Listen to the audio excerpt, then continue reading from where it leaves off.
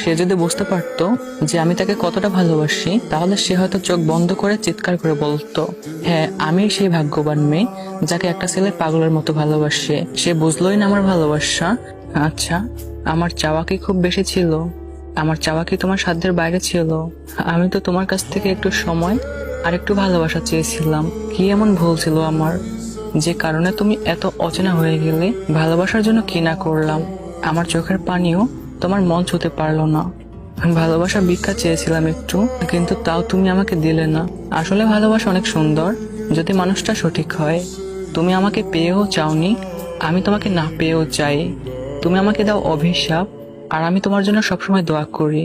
যে ভালোবাসে সে হাজারটা ভুলের মধ্যেও থেকে যাওয়ার বাহানা করে, আর যে ভালোবাসে না তাকে হাজারো কান্না করেও ধরে রাখা যায় না।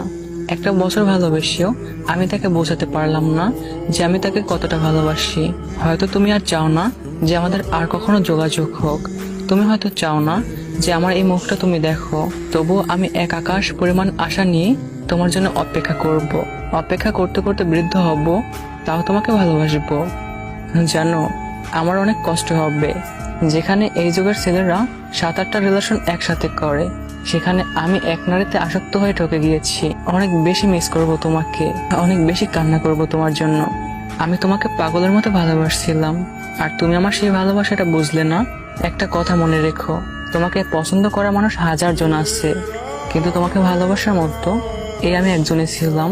আমার মতো করে কেউ তোমাকে ভালোবাসতে পারবে না। সারা জীবন আমি তোমাকে ভালোবেসে যাব, আর যেদিন আমি তোমাকে ভালোবাসবো না, সেদিন ধরে নিও আমি এই পৃথিবী থেকে চলে গিয়েছি। জানো, আমার কথা তোমার আজ না হয় কাল ঠিকই মনে পড়বে। মনে পড়বেই, কারণ আমার ভালোবাসা মিথ্যা ছিল না। একটা সময় তুমি আমার ভালোবাসা খুঁজবে, কারণ আমার মতো করে তোমাকে কেউ কখনো ভালোবাসতে পারবে না।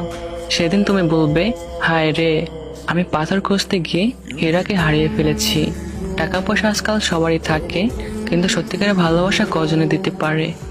তুমি আমাকে থাকতে মূল্য দিলে না, তবে আমি হারিয়ে যাওয়ার পরে তুমি আমাকে ঠিকই খুঁজবে, কিন্তু সেদিন আর হয়তো চাইলেও কিছু করার থাকবে না। জানো প্রিয়, আমার জীবনে একটা অপূর্ণতা সব সময় থেকে যাবে, যে আমি তোমাকে এত সাধনা করেও নিজের করে পাইনি।